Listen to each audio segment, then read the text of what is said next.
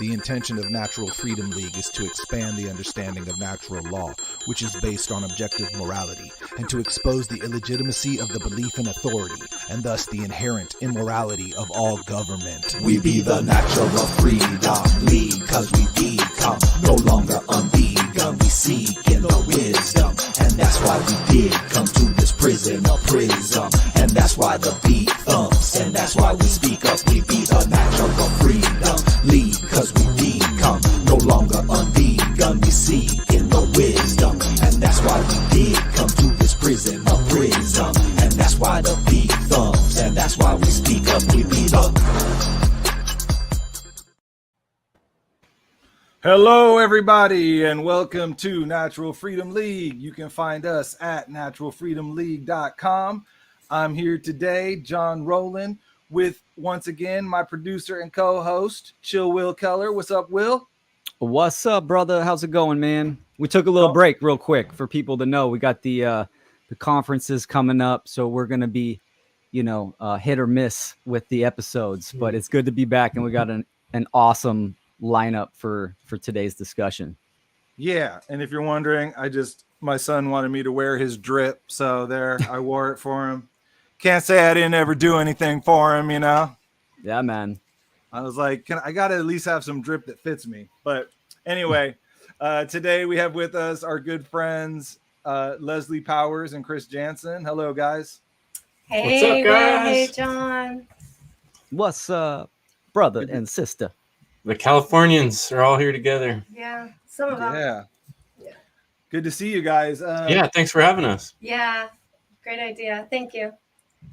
Yeah, so we have, as Will said, we have the second FUNL conference coming up. FUNL stands for, it's FUNL, Freedom Under Natural Law. We did the first one in, was it February?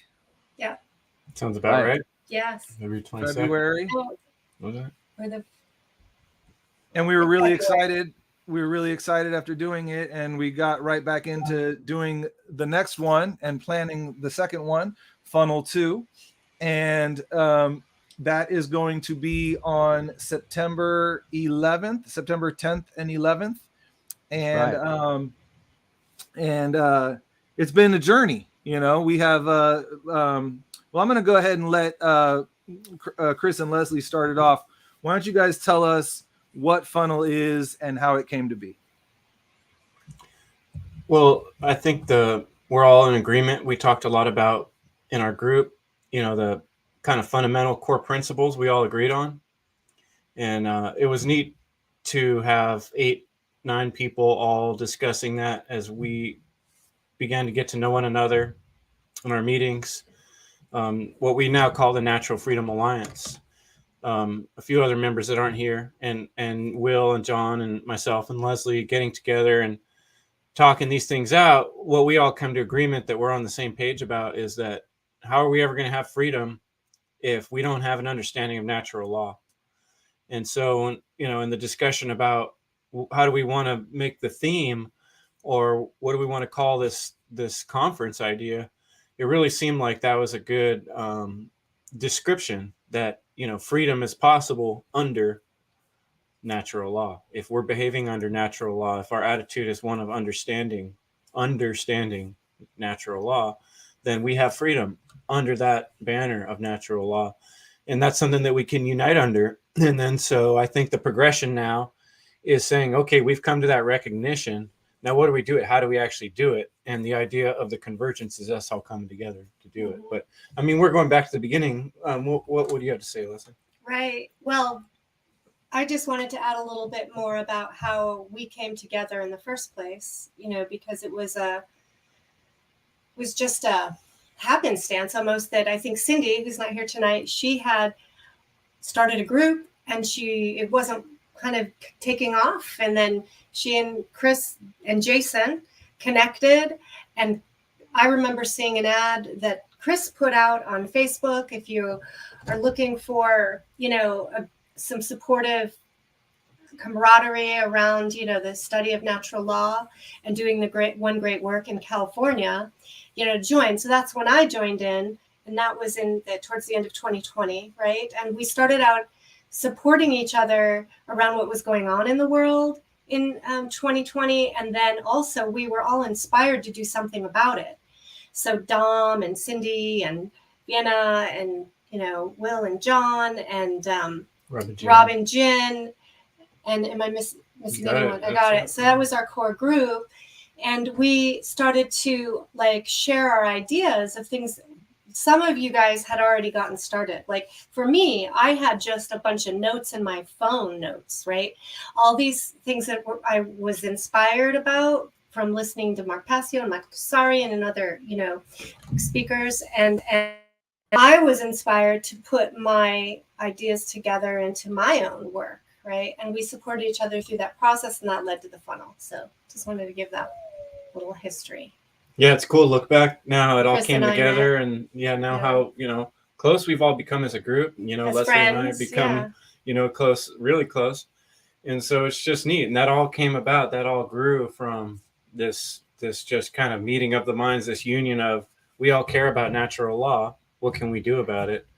And coming together is one thing that I think is extremely powerful. So, and I think now the Funnel 2 Convergence is like our invitation to others to come in and join us in this process of sharing information about natural law and working towards freedom. Well said.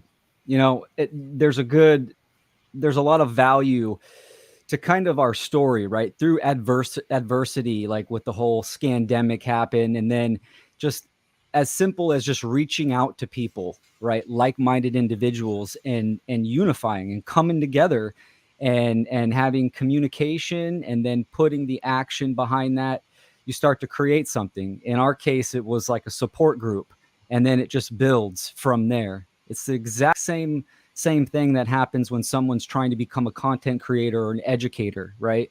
So you gather all your information and then you start the process of putting it out. And so it's crazy that it's been like 2.5 years, but it's been a hell of an experience. Funnel 1 was a great success, and that was something that we wanted to do within our group. Just the presenters was just our group, and everyone did a phenomenal job and carried weight. And it was a great example of cooperation, teamwork, and drive and just creativity. And like you said, Leslie, Funnel 2 is our invitation to extend it out to other content creators. And I'm sure, there's going to be more funnels, and that invitation is going to grow and grow. Yeah. Will, I know that you are our guy who put together our graphics, and you were very thoughtful about how you chose this symbolism. Can you talk about that? I think that's meaningful. Yeah. So, the acronym FUNL, Freedom Under Natural Law. And here, let me put the graphic, the title card up here so we can see this logo. The shape in the background is the negative image of a torus field, right? So you have the torus field is obviously it's predominant in nature, everywhere in nature that we can see, right? It looks like the hourglass from the negative aspect of it. Or like the donut shape, right? This can be looked at as the magnetic field as well, the aura of the human body. There's so many different examples that we can see in nature. But also, because the acronym is funnel, it's makes a funnel in its description. And ultimately, this is kind of what we're doing, right? We're funneling knowledge into ourselves and then outsourcing it in our rhetoric and in our action as well. So the logo came out pretty nice. I like the whole concept. And again, it was a team effort, and we went back and forth, and that's how it came to be. Beautiful symbol. Yeah.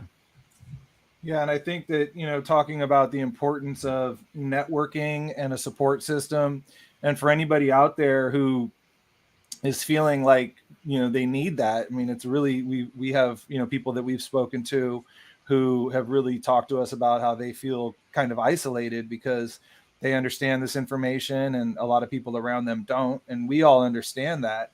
But, being here in, what you might call the belly of the beast, of California, we were able to reach out and find people of like mind. So I really think no matter where you are, you can create that support group and find that support group. And if you can't find it, start one on your own. Like Leslie said, I mean, as simple as putting a message on Facebook and saying, "Hey, if there's anybody in Iowa or Indiana or wherever you might be, you can create, and try to find people of like mind." And it's really important in these times, networking with like-minded people, talking about how we survive what's coming, how to detach from the system in ways, and reclaim our sovereignty. That's a lot of what we focus on. So people should definitely, keep that in mind. And why don't we talk about our mission statement? Does anyone have our mission statement on hand? Good question. Let me let me pull it up. I think I have it right here. One thing that I forgot to pull up. Actually, it's on the website as well.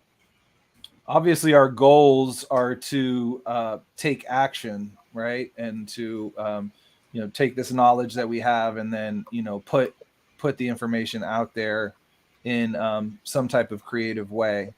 And I think we're really expanding on that in the second conference. The first conference, we all kind of took the same approach in terms of doing presentations, and this time around, I think we're kind of like I'm offering some music and some other creative ways of expressing, not the formal format form. And we have a lot of different mediums that we're adding to it: dance, music, art. So there's a lot of ways to get this message across. And there'll be different length of presentations, 20 minutes, an hour, maybe one person doing a longer one. Yeah, it's going to be fun. I think what's cool too about this mission statement, if you guys want, I'll go ahead and read that. Do it. Is that it was really a team effort. We all wrote our each individual idea of a mission statement, and then we all came together and read all of those, and then it sort of went through a couple translations before it ended up as it reads now. I think Dom was the one that did the final version. I think it came out really good. It says this. Read who are we to? Well, we'll start with the mission statement because that's what we were talking about. The mission statement reads, to serve truth, to protect and respect nature and all forms of life, to live in accordance with the immutable and universal principles of natural law, to share our knowledge and wisdom in the most efficient way possible, starting with our own children, while continuing to improve ourselves and apply this knowledge into concrete actions, to help and support the self-sustainable communities of the future who live by the principles of natural law with a deep understanding of the objective difference between right and wrong, and who support freedom, creativity, individual expression, and holistic health. So yeah, there's a lot there. It's because we were all putting in our thoughts and ideas of trying to put together this statement. Absolutely. Understanding and right right action is the key to unlock the doors of our enslavement. It's really a pretty good, it sums it up very nicely. So also it has on here, who are we? The Natural Freedom Alliance is a collective of like-minded truth seekers, freedom activists, and content creators who deeply care for the freedom of humanity and who find meaning in planting seeds of knowledge and wisdom in order to end slavery one mind at a time. So, yeah, I mean, I think it's important for people to understand that our mission statement and our goal is right there in the title. In order for humanity to create freedom and to become free, we must understand objective reality, meaning the laws of nature, how this reality that we all exist in, how it operates. and it does operate by laws. So we need to understand those laws to operate correctly and morally, right action. And then we can start to unlock the doors of our enslavement. So this is kind of, and our kind of theme for Funnel 2 was reaching out and expanding to other content creators that have a basis in the understanding of natural law, but also come from different aspects or creative expressions, different fields, and we can kind of bring them together under one umbrella of Funnel. What is the definition of convergence? Aha, noise. So convergence, the definition means to bring together, to incline, right? So it's a meeting point from infinite to finite, right? And typically, if you break it down in Latin, you have con, which means together, and then you have vagare, which means to bend or incline at a point. So we put these two together, and it means to come together under a single principle. And actually, if you look deeper in the etymology of the word, it's talking about concepts of mind. So these are principles in mind. So coming together with the understanding and the basis and the knowledge of natural law, the laws of nature. So, and that's kind of where, and if you can break the word up into three sections, con, vagare, and then the gents at the end, right? I mean, this isn't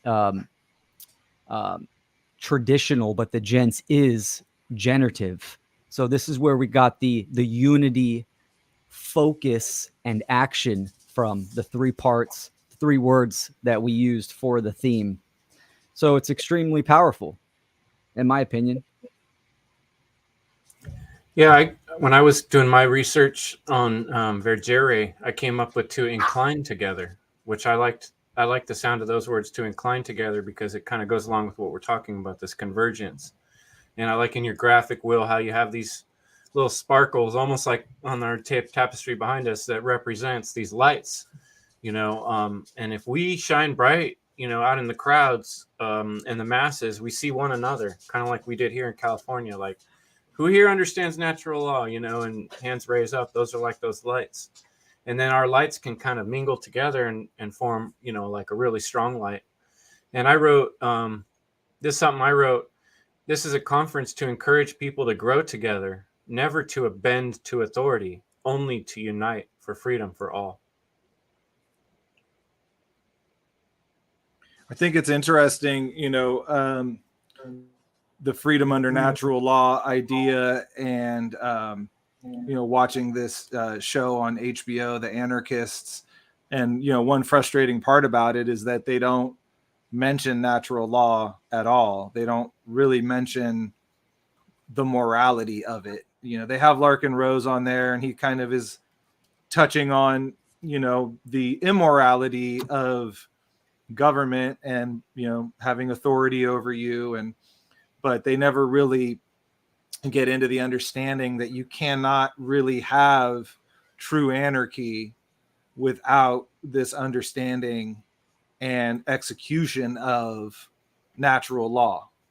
So it's just something to think about. That's really, I think it's powerful, in the name, saying that like this freedom can only be achieved under this idea of coming to terms with morality, taking our responsibility to achieve this and to behave in a moral way and to not violate people. And that discussion is still missing largely in the anarchist community, and obviously in the political system it really doesn't exist at all. So Exactly, man. That's a huge point, right? Because anarchy is the effect, right? This is the effect. What is the cause?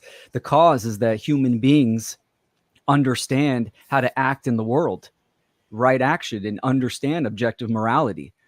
Once that happens, And as the individuals grow in right action, right, then we get the aggregate or the collective, and then we start to see the effect, which is true anarchy. So to not understand the philosophy is a failure, and it will be humanity's downfall, to be honest. Right? There's only two ways to create change: philosophy, which is the internal dialect that we have within ourselves, and then technology, how we can use this is the external form to create change. So it comes down to philosophy. We need to talk about the moral principles of reality. You know, it's like almost like I'm a person that always wants to use metaphors. Sometimes I go a little too far with them, but I do like the metaphor of being on a boat together, because it symbolizes that, you know, we have to work together on things, because humans are not like all by ourselves. You know, what other humans do affects us, right? So if you're going to go out to sea with some other people, you want to make sure your boat is actually floating, you know, that it doesn't have holes in it, right? And that's like our view of reality. If our view of a reality is like a boat with holes in it, it's not going to really float. Things aren't going to work out. You know, our plan isn't going to work. We're not going to get where we're going. You know, it's just, to me, like a really internalization of what reality actually is, and recognizing that, and starting there. And then from there, you know, we can do all kinds of things. But if we don't start there, we're basically in a non-reality. We're in a fake world. We're in a fake illusion. We're our imagination. We're telling stories about what we're doing or what happened, but it's all illusory. I had this like insight today. I was reading a book about creating a beloved community, and it's about creating a spiritual community. And as I was reading it, I was like, well, really, I don't think there's a community I would want to live in that isn't spiritual. And that these principles that we're talking about are the core of spirituality and how to live a spiritual life. And I think part of what's happened is how people were separated from the responsibility to understand how spirit works or natural law works, how the universe works. And we gave it to the priests and the ministers and the rabbis to go and do that work of studying that. And then we just kind of do what they say and show up on Sunday and do our due diligence of, you know, we went to church, we did what we're supposed to do, and then separate that from the rest of life. And a lot of what, you know, I'm really trying to say is that we need to embody these principles in every part of our life, and that we can't say we don't need to do that, right? Because we're too busy, or that's for other more spiritual people to do, or whatever. Yeah, that's a great point, you know, because what's interesting about it, once you start understanding the philosophy, is that anarchy, even though it implies you don't want a government, at the same time, it also implies that you have to be actively involved in your community and in, you know, the system that is operating, because there will be some structure. You know, the point is, we don't want a structure where someone is ruling over us, but that takes involvement to create. So, you know, when you unregister to vote, right, that is an action that seems like you're withdrawing, but actually it doesn't mean you have to not be involved. You can still go. Like, I've been, you know, thinking a lot, you know, we go out and do some public events, try to talk to the public, but I've always thought, you know, we need to do an outreach to the law enforcement. We need to do an educational outreach to the politicians. Even though we don't necessarily agree with those systems, we have to actively engage with everybody and get them to understand this. So People to people, exactly, person to person, right? And I think a lot of that, for me, it breaks down in the little details of the things we do. You look at people who live further and further out of cities, and they have less and less need for all the things you get in a city, where, you know, people delivering you things, and The more we can cut ties with the powers that be, the authoritarians, the tyrants, and be able to do things on our own, the less we need them, and the less more we can show other people, look, you can live just fine, get along with the people around you, and trade with them and get everything we need. We don't need some other force to be, putting this heavy weight of telling us what to do or what not to do, who don't even know us, who don't even live in our community.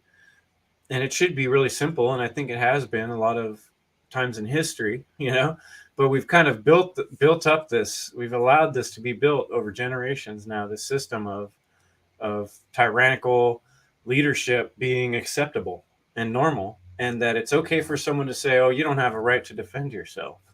When someone comes and tells you that you need to do such and such, if they're wearing the right hat and they have a star on it, well, then you just better do it, and that's the right thing to do, when that's actually the opposite of truth, because that's the wrong thing to do, to give up your sovereign right to your own body and your own choice. And that's really the ultimate key to this whole natural law thing in terms of our human experience, is really understanding that self-defense principle and recognizing that we have every right to do whatever we want to do as long as it doesn't harm other people. And no one else can come say all the things that are being said and done if we don't allow it to happen that way. And the only way that happens is going to change if a lot more of us come to this recognition and learn that the value of our own individual self, that it shouldn't be given away, that choice, so easily. Yeah. People need to understand their own dependency on the system. And it requires every single person to get involved and take action, right? This is what action is. You could break it up to two parts: act, which means to perform, and then ion, which is energy, right? So to perform the energy. So if we say we want to create freedom, then we each individually need to take action. And that's, that's a hard pill for people to swallow, right? Because they would rather crush it up and snort it up and be the victim, or just be dependent, just, from cowardice or just being lazy.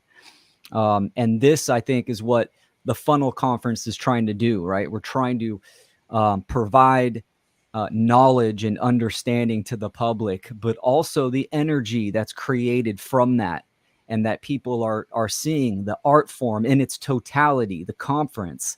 Like what John said, we have multiple different formats of creative expression to motivate someone, right? So maybe we could talk about kind of the format of FUNL 2. We got a great lineup of guests on there and speakers, all forms of art, from public speaking to presentations to dance to music, multiple genres of music to digital art, and some comedy.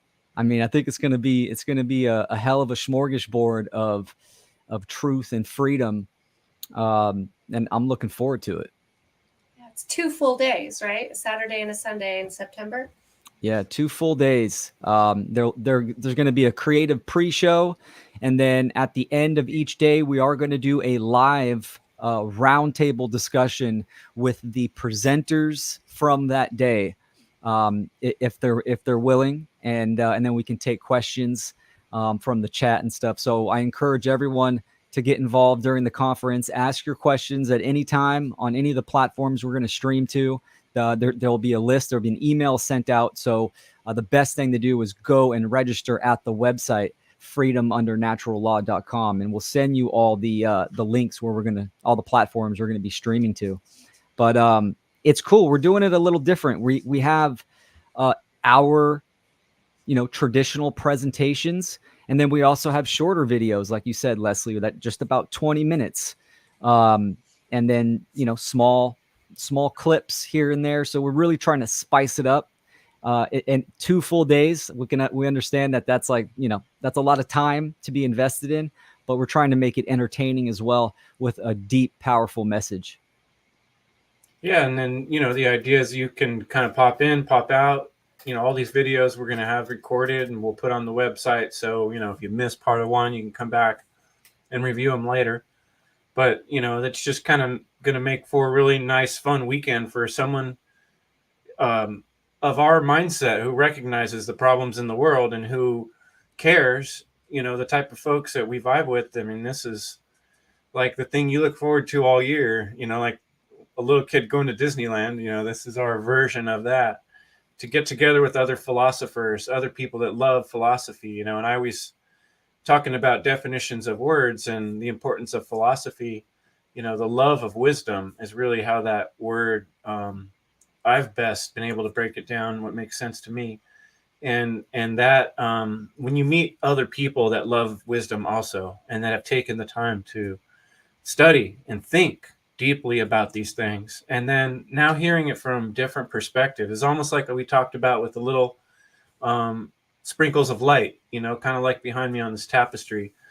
When you look out at sprinkles of light or the stars in the sky or light on the water, it's this beautiful fireworks. And that's kind of what we're going to get when we hear all these different perspectives coming out, and listening to them, hearing what John has to say, or what he has to sing. And then what Leslie has to say in her presentation, Mark Passio, we're going to hear his point of view, and then, I'm going to do my presentation. Each person's different flavor is just like all these different spices, all the colors of the rainbow. And to me, it's like a whole nother thing than just listening to one person. When you hear all these different people coming from slightly different perspectives and life experiences, but at the core, all saying the same thing. That means so much to me, in terms of back in the days when I was doing research, you're like, who do I listen to? Who do I believe? Maybe they're a false agent or, you're confused, but it really helps when you find some continuity and coming from different perspectives. I think that brings a lot of richness and reality to the words being spoken and sung. Yeah, that's a good point. Because, I mean, especially nowadays, there's so many narratives and there's a lot of content creators that are still focusing on the effects, right? And I always look at what is their core message. I understand that, a content creator can be versatile in the topics that they talk about, but what their message will be spoken consistently. So when you the patterns will arise when you see some of these content creators, and still, they're focusing on the effects. And to me, that's a big problem, because we're not gonna create change from just dancing around the next new narrative. Yeah, I agree. Well, it's like in the work that I do as a clinical, counselor, social worker counselor, mental health counselor, I'm always trying to get to the heart of the matter, the root of the matter. And I think that's why I was drawn to this, because I wanted to understand the heart of life and what's happening and what is the truth, So if you are tired of just hearing stories all the time and, recycled in the news, and you want to really get to a deeper understanding of why things are happening and, what is the cause of these crazy effects that are in the world, come and listen to the conference, because that's what we'll be talking to, because natural law is intricately tied to that. Yeah. Why Absolutely. don't we go through the list of presenters who's going to be at Funnel 2?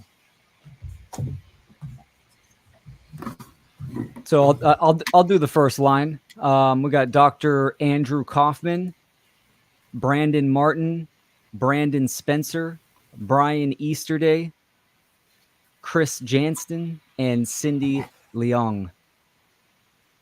And I want to say this, and then someone else can do the next line, and we can just go through it.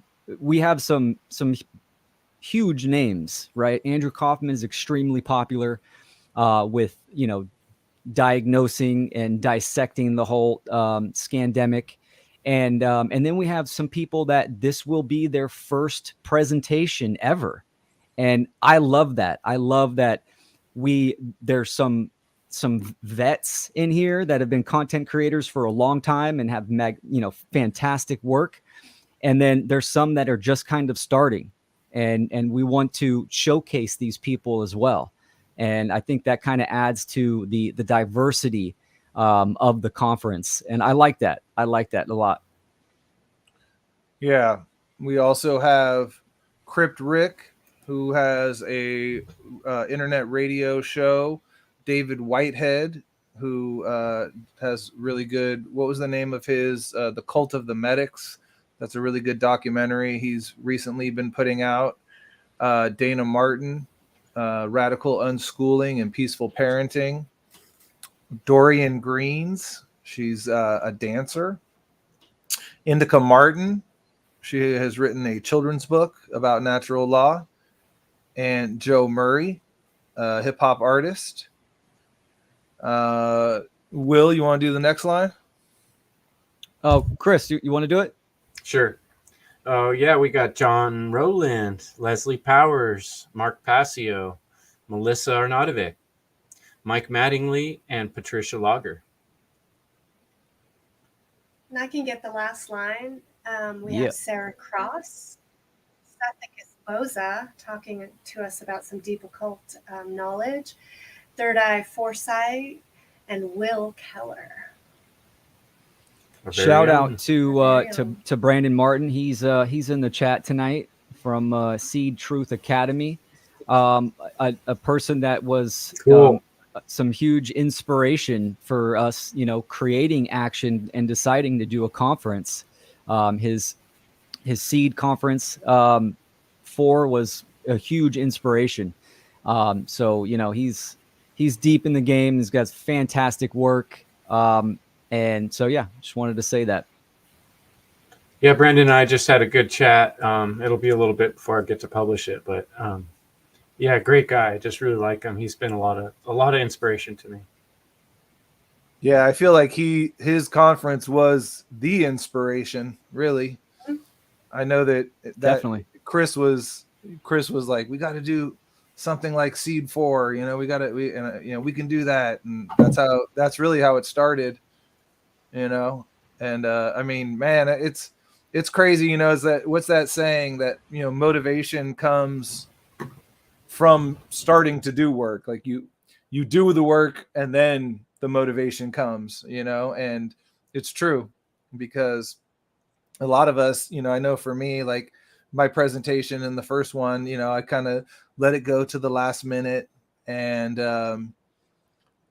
but we did it. You know what I mean? And it may not have been the best, my best work. I could have done something better, and but again, to set that goal for yourself and to accomplish it, it's important. And I think more people need to step into that inspiration and do that. Yeah, man, you got to have your 0 point. You got to start somewhere, and then you build on top of that.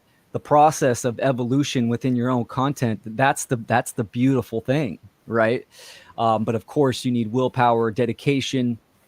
You need to, it's not free, right? You have to pay attention, and it might even cost you fiat currency to do whatever you want to do. But I mean, it's a good look. And where will we be able to see it? So we're going to stream to the One Great Work Network, Facebook, YouTube, Twitch, Twitter, Float, Odyssey, and it will also be streaming on the Freedom Under Natural Law website. So Freedom Under the FUNL conference has its own channels as well that we're going to upload the replays at, and we're going to send some emails. So again, if you haven't registered, go to the website and register, and we'll keep you in the loop. Yeah, I mean, it's gonna be badass. Yeah, I wanted to share more about the idea of knowledge isn't enough, right? So most of us, we've been hungry for knowledge and learning, and we learn and learn and learn, but there's this push, right? And Mark Passio really pushed us on, get out there and do the work, be a teacher. And it was through, that pushing, that then stepping out, and then this process of stepping out and taking the chances and being okay with it not being perfect, right? It really helps to evolve us as individuals. Like, I feel like it's through the action that then we then get to blossom and grow and expand more into our individual light. And that is what I think the purpose is of being alive, is to be able to expand into your own light, your own creative expression.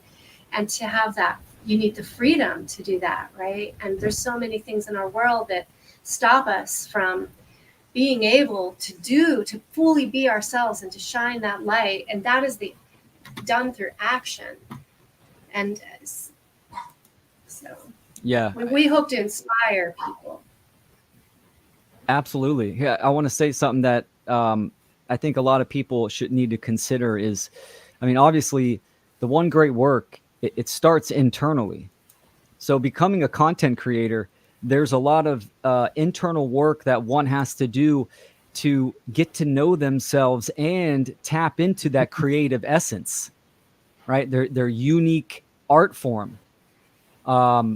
So I think that's really important. I mean, like you said, Leslie, it is a process of finding yourself and finding your niche. I think almost all of us in our group of 8 have been a student of How to Become the True Media, Mark Passio's class. And I know for me personally, he's on his 3rd year, and I'm still in that class, right? I'm constantly learning stuff, but I've learned a great deal from that class, and then practicing, putting into play, figuring new stuff out. So the first Funnel conference, that was my first virtual online conference to produce, and for all of us, I believe, right? No one else has done this before, so it was a hell of an endeavor, and it came out smooth. Yeah, it was great. Yeah. And I think, we all have our own personal blocks and insecurities and reasons why we think we can't. There's a lot of, when you start to set forth on this path of like, I'm going to share knowledge, I'm going to be in a public speaking environment, all those fears come right to the surface, and you face yourself, right? And facing yourself is really important part of that work, right? And it points to that shadow work. It points to the fears, the doubts, the insecurities, the thought patterns, and that is going to speed up your own personal evolution of growth, right? When you step out of your comfort zone, which I think in some ways we all are doing, even just doing an interview like this on some level, right?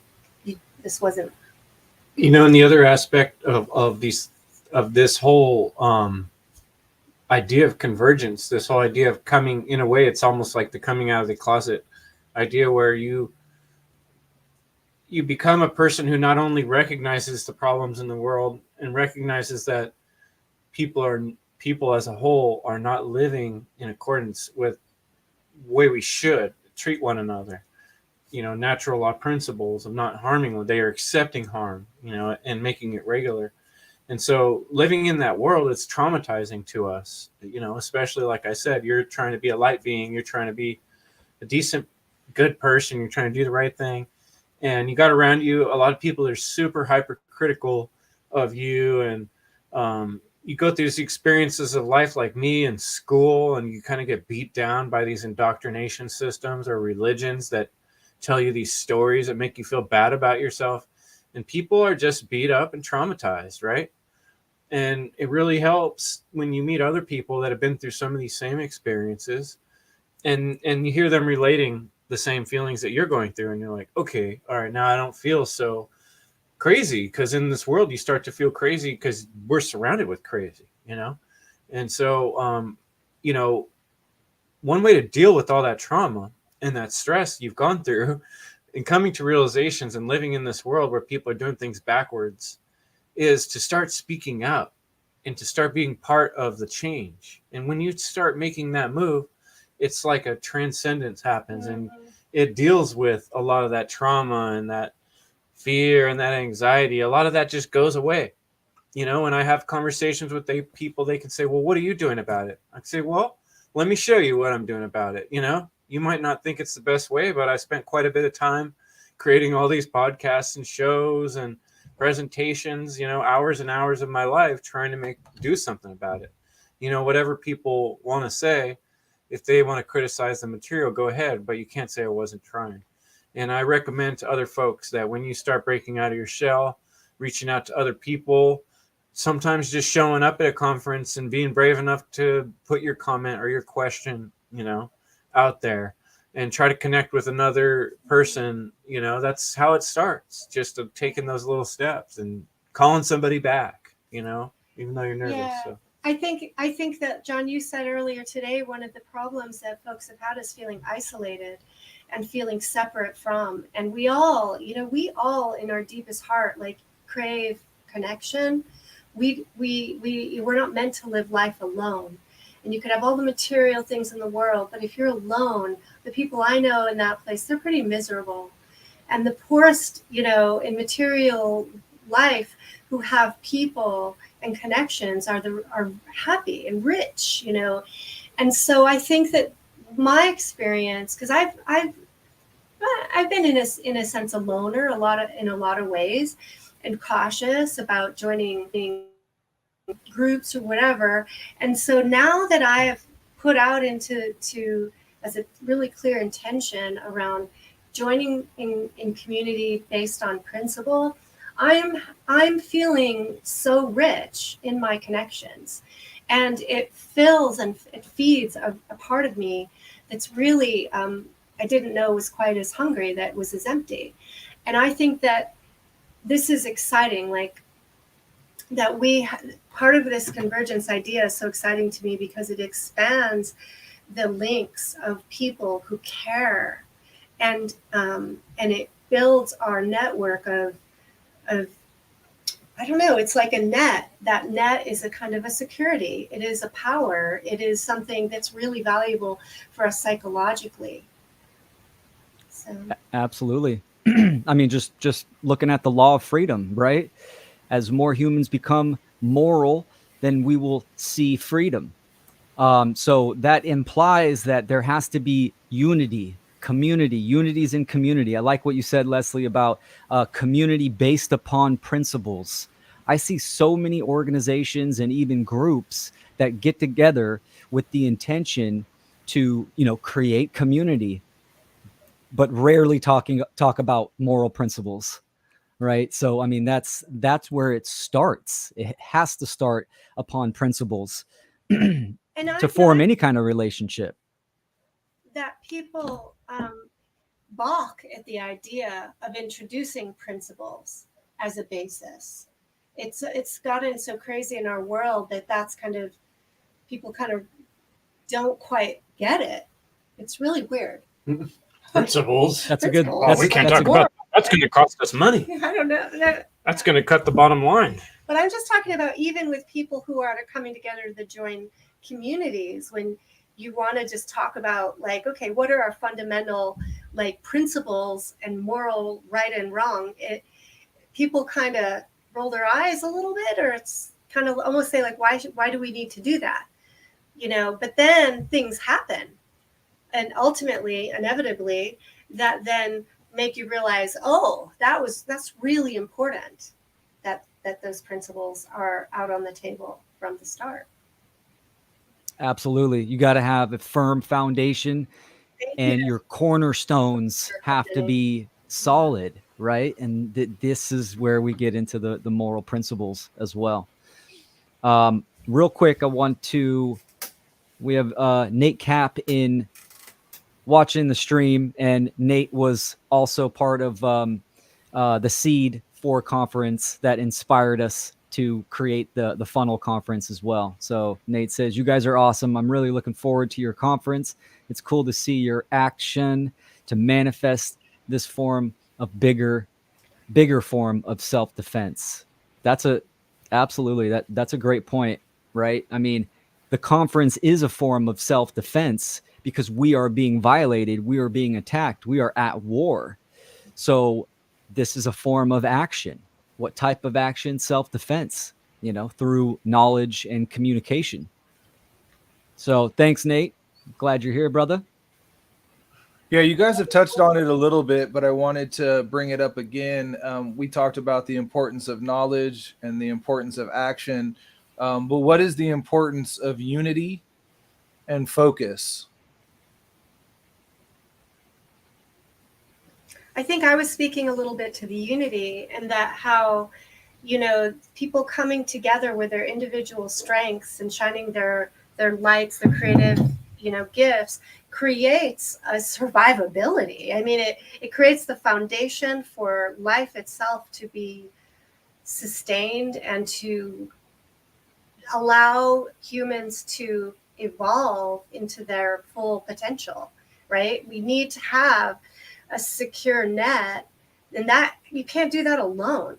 One person alone cannot fulfill all of our needs. We have to come together in some way, and from there then we have a foundation for which to thrive and really regain the knowledge of our ancients. I think the technologies of ourselves as human beings, and working with nature. Like the potential is something we don't even know or remember yet, but it's there for us. Good point. One way I look at it Everything we is, need is in the if you natural just think world. about Right? in terms of things that work and things that don't work, right? And as you go through your day in society and just kind of observe things that work, things that happen are generally require people working together, whatever it is. For the stoplight to come on, someone had to wire that stoplight, someone else had to build the wires, they had to trade all these things and get these things in the right place. Everything we do requires a level of cooperation and working together. And so, that's really the focus of where I'm coming from. Like, some people are just new to all this information, whether it's the world of the occult or hermetics, but I think really the audience of people that I'm trying to reach and the people that have followed us on this funnel project have come to realize the basics. And then it's like, what do we do with that, right? And so that's where the focus comes in, and the unity. You can focus on your own. A lot of us, in fact, the four of us were all inspired by Mark Passio. Incredible individual who focused an amazing amount of energy and passion into reaching people like us with his message. And yeah, you can do that on your own and you can reach some people, but what is that going to be like when we have 10 people or 20 or 100 focusing all of our energy on the same thing? Well, now maybe we can reach the millions and billions that we need to actually make the difference that we want to see change in the world. And that's actually what it's going to require, and nothing less. We're not going to get there with any half steps. We're being pummeled and defeated in this war for morality, basically, because as you can see, those of us who have the eyes to see, since 2020, it's been very, very obvious that rights, the meaning of rights, has been inverted to mean something that it never meant and can't ever mean. And until we're all focused on that recognition and realization, we're not going to see that action change part of it. So I think the first part is the unity. We come together, and that what do we actually agree on? We can disagree on a lot of stuff, but there's got to be one core thing that we do agree on. And I think not harming one another seems like a pretty damn good place to start. And if someone does break that law, then we have the right to defend ourselves. That's a good place to start. And why don't we start there? Then we can work towards freedom. Yeah, good point, Chris. I just want to add the piece about how much we have distractions in our life. Like, we are distracted all the time, and there's all these red herrings in the narrative. And so we are being challenged to bring ourselves to focus so that we can get stuff done. And it's really hard. I mean, my life, it's really hard to get the focus on this work that I'm wanting to do and am compelled to do. And so that takes a lot of discipline. It takes perseverance. It takes, like not allowing no to be an answer. There has to be, you have to get up and you have to keep trying. And it's a lot easier when there's a unity going on of, people who are, you can, I don't know, we're setting goals together. I had a mentor who said the 3 things to be successful in life is 1, set goals, 2, manage your time, and 3, get along with people. And I think that, setting goals is a focus, and managing your time is focus, and it's getting along with people in a unified way, managing time. So that's what we're here to do. Well said, both of you. The actual definition of focus means a point of convergence. So that goes right to our conference and exactly what we're trying to do. Seed Truth Academy. Unity is like the Knights of the Round Table. Everyone brings their own skill set. We are not all the same, and we all have a way to contribute to the magnum opus. Absolutely. I mean, for me personally, this is what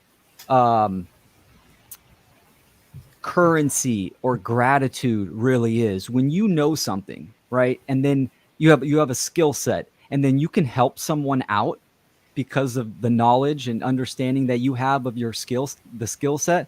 And then that person is totally grateful for that. That feeling is fantastic.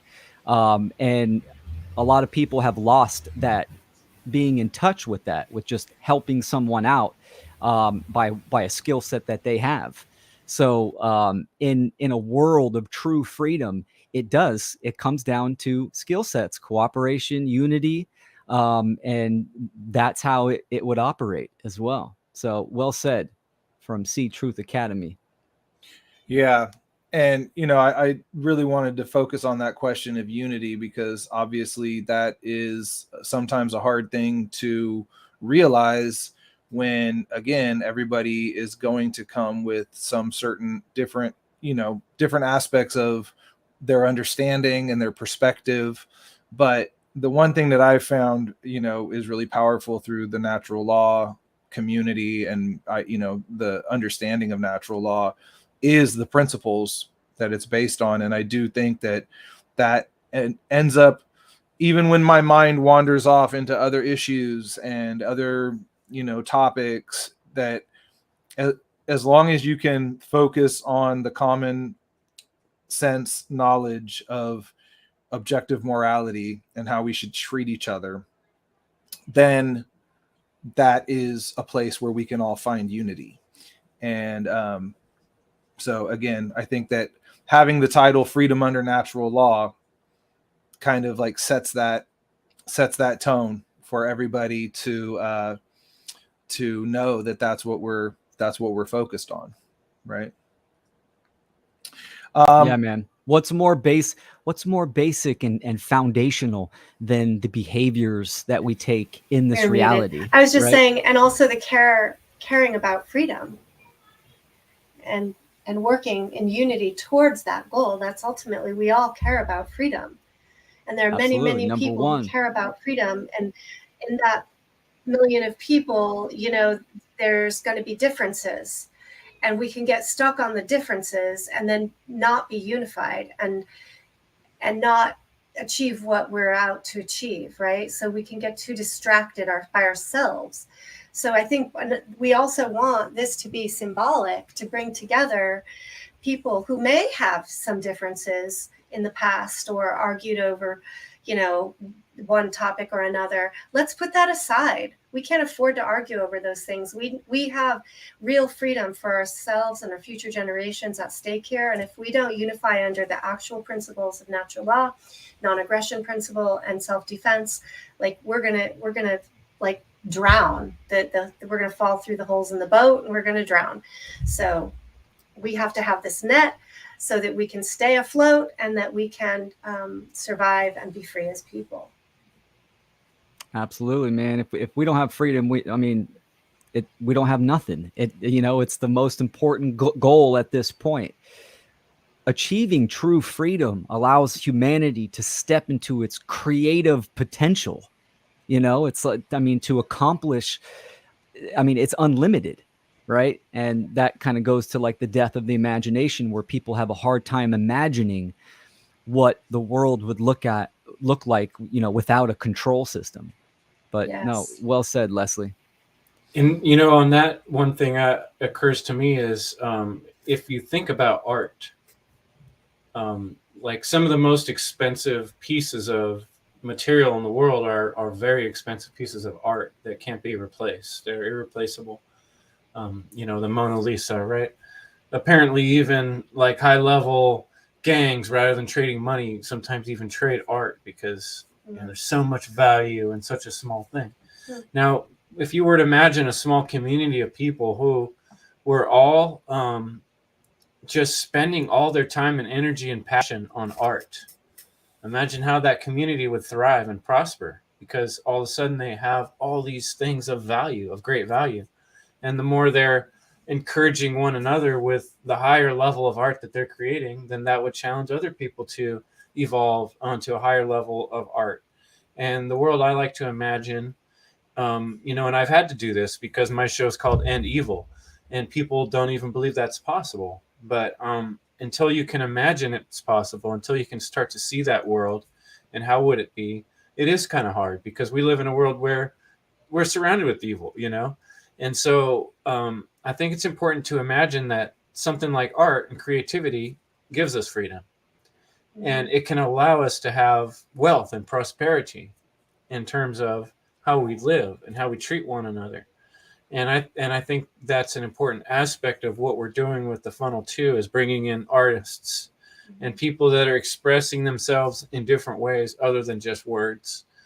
And that's really part of this whole tapestry of communicating this very difficult message we have to whoever's willing to listen, that a change has to occur, a point of view, a philosophy has to be adopted. Eventually it will be, but the sooner we do it, the more chance that we have to live in a better world and provide the next generation to not have to deal with some of the suffering that we're having to deal with, or the generation after that. And thinking about all that, the bigger picture, is really what this whole evolution of being a being is about. And stop thinking about just yourself. Yeah, understand your value, your sovereign power, right? But in the scheme of, you're also connected to everyone around you, and what you do matters, and what you don't do matters. Yeah, for sure. What we do now, or the lack thereof, directly affects our children and the next generations to come. So it's, the time is definitely now to get involved, for sure. Well said, Chris. And one thing I wanted to say, the definition of art is a skill as a result of learning or practice, right? So it's like, I can make a bomb ass salad. It's a work of art to me. All right. Well, before we do the business end of the episode and the conference, I wanted to ask one last question for everybody. So we'll go around the circle, and that is, what do you hope to take away from Funnel 2, or what do you hope people to take away from Funnel 2? Well, I'll answer first because it's right on the tip of my tongue. What I really hope people take away is a stronger sense of community and a decision, a motivation to take action in that community and to become more part of that community. And that's what I'm going to really encourage with my work and my hope for people, because I think that's ultimately what we need to do, is to connect to one another and form this network of unity and focus that power onto really making this action happen. Yeah. Chris, do you want to mention your presentation? And to see themselves as having a role in this, like to see that it's possible for them to offer right? And to be motivated to do it, and to have some tips and a pathway towards that process of joining us in this, fight for freedom and seeking of truth and teaching natural law. Yeah, and I'll say, I mean, it's very similar to that. Very simple, actually, right? To inspire someone to look within themselves and activate and get on this battlefield, some form or fashion. Like John and I and Chris and Leslie, we like to go out into the public, and John and I did that recently, and it felt really good. And I think we're going to do that again more. So it's do something is my message. Yes. Let's do it. And network and collaborate with people. Sometimes people look at doing a conference or doing presentations or just starting the work, and it might seem like a big task, but I mean, you can collaborate and network with people, right? And link up and create something together. Mm-hmm. It's just the creating that needs to happen with the message of true freedom under brave. natural law. Yeah, to be brave. Yeah, and you guys pretty much touched on a lot of the things that I'm feeling. I'm hoping that people are inspired and that they gain some skills to apply to their own life, and to have at least a jumping off point to teach this information themselves, get this information out to other people. And hopefully, the more we get people involved, we get different creative approaches to reaching different groups of people. Because, it's one thing about, talking to people who, as Brandon said, have the eyes to see. But, how do you help people to open those eyes? And that's the really big challenge, is getting those people who don't understand this to see the importance in it. So I hope that this leads to that. And Will, why don't you speak on some of the business end of links, how people can get involved and support? Yeah, man. So again, let's put this banner up. Freedom or Funnel 2 Conference Convergence, September 10th and 11th. Awesome lineup. Go to freedomundernaturallaw.com and you can register, and then we can send out all the links, and stay tuned for more information on that. And also, I wanted to say 2 weeks later, there will be another conference, Shattering the Illusion, a one-day online event about natural law, true anarchy, consciousness, mind control, and the occult, September 24th this year. Another great lineup, and people can go to shatteringtheillusion.info to learn more. So I mean, great chat. Chris and Leslie, thank you both for joining on, and thank you to all the viewers. We had a lot of great comments and people tuning in, so definitely appreciate that. Thanks everybody for listening. Thanks John and Will for inviting us on. Yeah, thanks for hosting us. Appreciate it. Yeah. And real quick, I just want to shout out Cindy, Jen and Rob, Vienna, Dom, and Jason.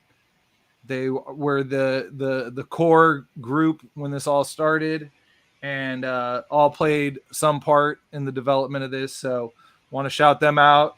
And besides that, thank you guys for coming on. Thank everybody for listening. Look forward to joining us in a month at the Freedom Under Natural Law Conference. And always remember, put something good in the air and plant something good in the earth. Peace.